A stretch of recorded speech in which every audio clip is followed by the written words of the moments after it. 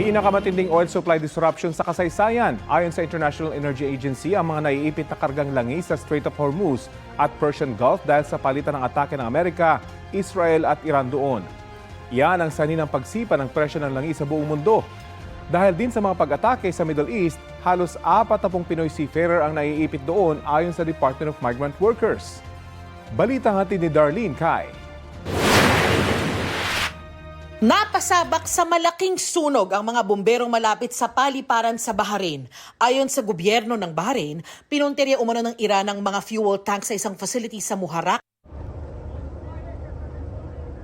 Inatake din ang 2 fuel tanker sa katubigan ng Basra, Iraq sa bahagi ng Persian Gulf. Batay sa mga ulat, mga Iranian boat na kinargahan umano ng pampasabog ang ginamit laban sa 2 tanker na nagkakarga ng langis.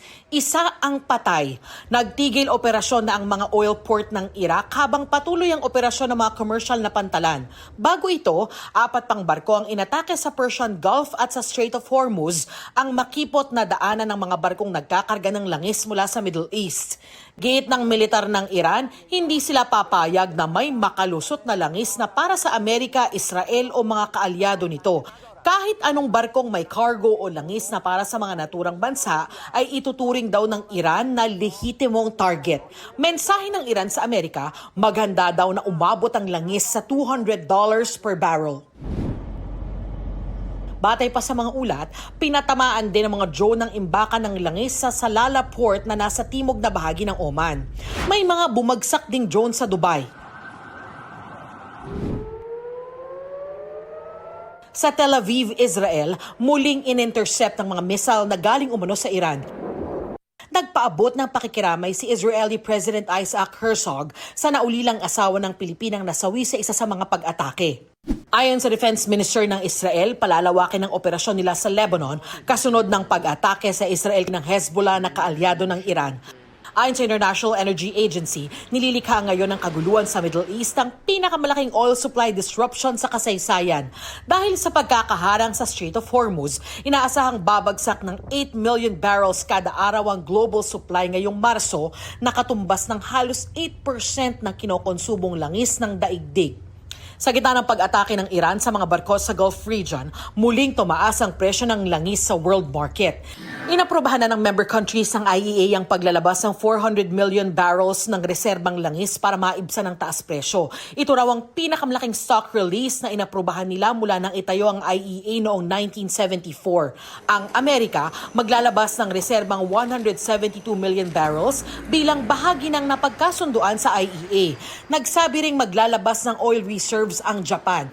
Ayon sa DMW, may mga Pilipinong tripulante na kumpirmadong apektado ng mga pag-atake.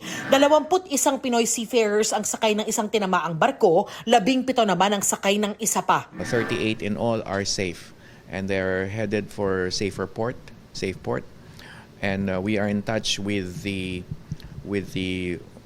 manning agency and the ship owner in terms of bringing them to safer port and also other measures that will ensure their safety. Also reaching out to the families as instructed by the President in terms of assuring them of this good news, reassuring news.